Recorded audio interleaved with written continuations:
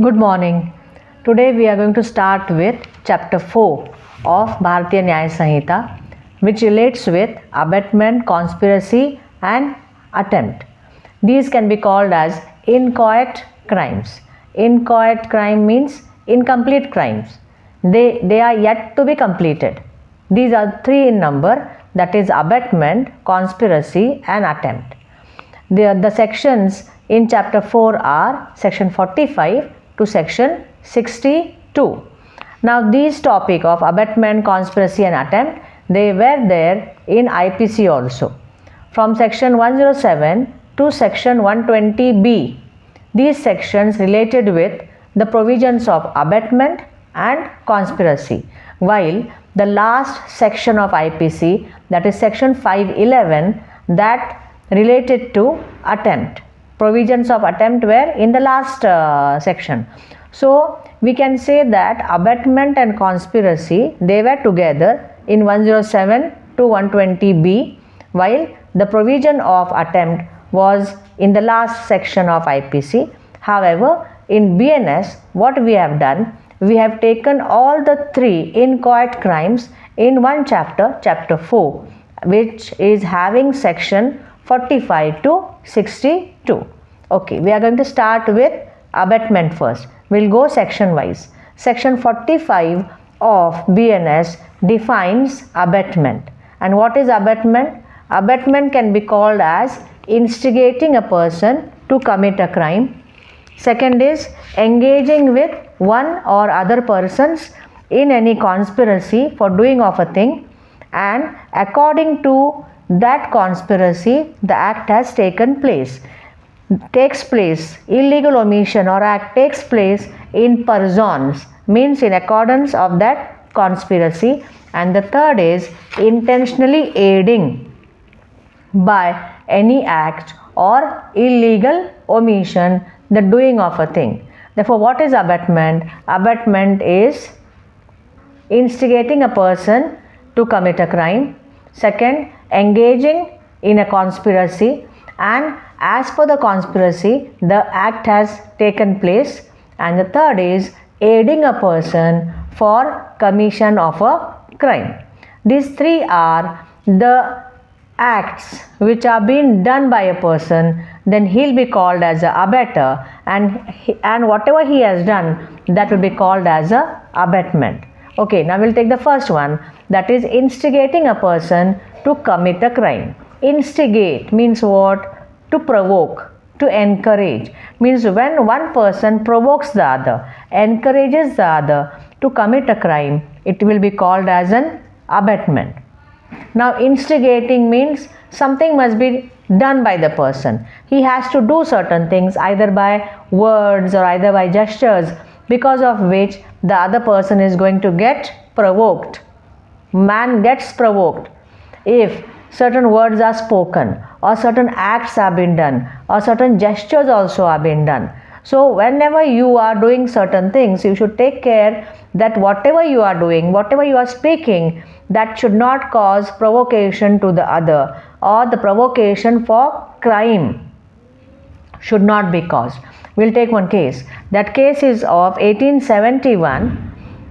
The name of the case is Queen versus Mohit. In this case, the facts are a woman's husband dies and she declares that she is going to go sati. She'll burn herself in the sorrow of her husband. When she declares this, her relatives, what they do, they immediately start preparing for the funeral pyre and all, and they support her decision. And when she is going to the funeral pyre, they are with her chanting the words called Ram Ram. Afterwards, she goes sati, she has been burned, she is dead, and her relatives are caught for abetment of suicide. So this was considered to be an abetment, because chanting of the words Ram Ram, or helping her or helping and supporting her decision, that was considered to be abetment, because they are aiding also, and by the words spoken they are provoking her. When a woman declares that she will be going sati, the duty of the relatives is to stop her, not to support her. And if they support, then that will be called as an abetment. This is provocation, instigation. So by committing instigation, abetment can take place. The second is when one person engages with the other, engages with one or more other persons in any conspiracy for doing that illegal act. If an act is illegal, either act or illegal omission, and according to the conspiracy, the act takes place. This is important here. Abetment will take place when one person engages himself with one or the other person in any conspiracy, and as per the conspiracy the act takes place, then that will be called as a abetment. And the third is intentionally aiding a person. Aiding means helping a person, helping either in preparation or whatever the concerned offender needs, the person is doing it.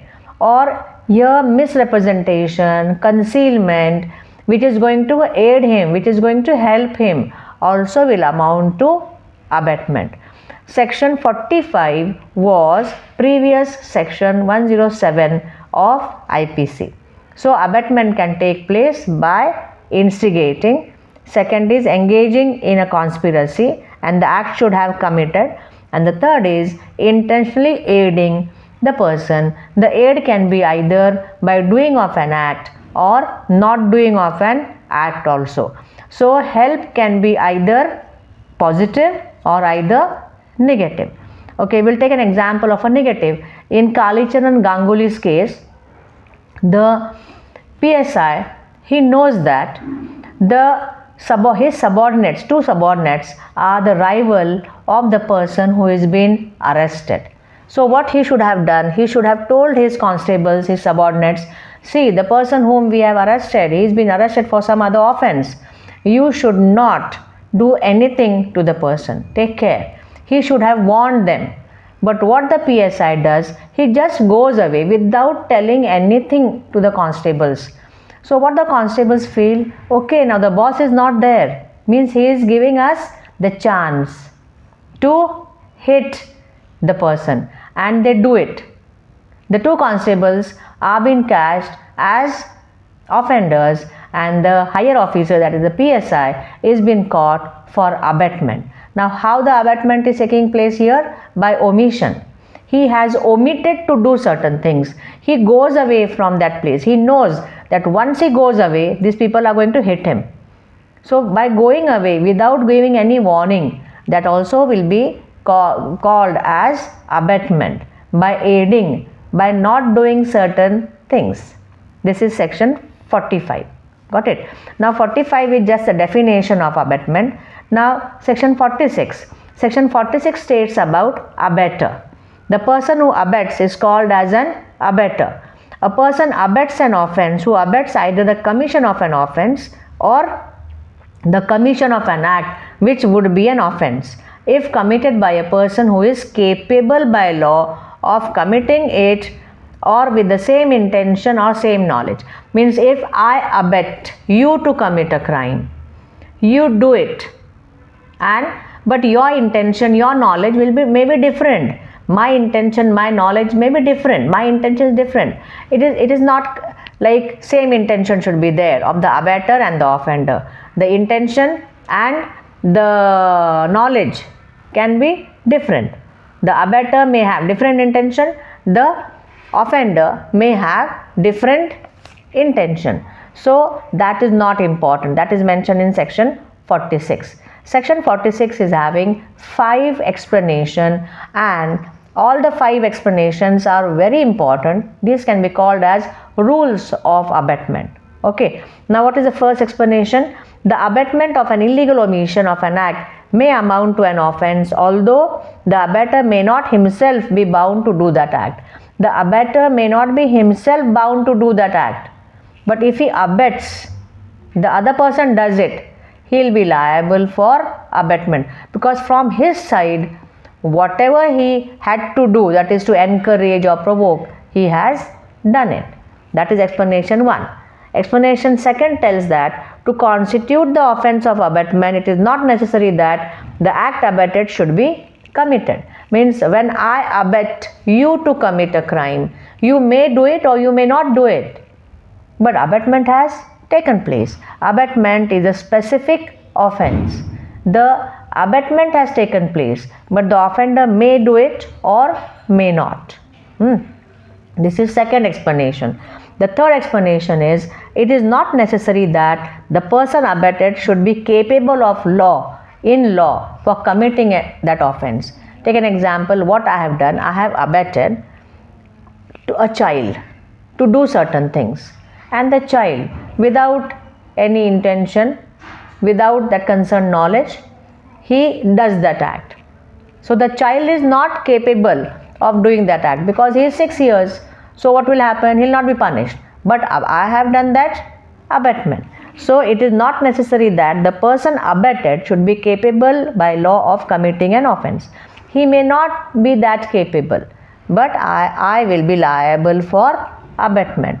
This is the third explanation. The fourth is the abetment of an offense being an offense, the abetment of such abetment is also an offense. See, when I abet you to commit a crime, I am abetter and you are the offender. But here what I am doing, I am abetting you to abet some other person to commit a crime. Therefore, here I will be also abetter, you will be also abetter, and you abet somebody. He does it or he does not. That is not an important question here. Or if he does it, then he will be called as an offender. You and myself will be abetter. So, abetment is a specific offense. The abetment of an abetment is also an offense. That is explanation 4. Now, the last explanation is it is not necessary to the commission of the offense of abetment by conspiracy that the abetter should have concert the offense with the person who commits it. Means I abet you to do an offense. Okay, this is simple, one by one and some other, the victim and all. But here we are discussing about abetment by conspiracy. Means 2 or more people are there. I, being an abetter, I engage in a conspiracy. 2-3 people are there. For conspiracy, 2 or more people are required. A conspiracy is already hatched. I engage myself in that conspiracy. I know only 2-3 people, but more people are there. The other people may not be known to me, but I am abettor because I am engaging in a conspiracy. So what explanation 5 is telling, that abetment by conspiracy, in that it is not necessary that all the people should know each and every person. All the persons should have concert with each other. Got it? Section 45 is defining abetment and section 46 is telling about certain rules relating to abetment. 5 explanations are there for section 46 and they are very important because those are the basic concepts of abetment. Got it? Hereafter we'll see in the next video. Bye bye.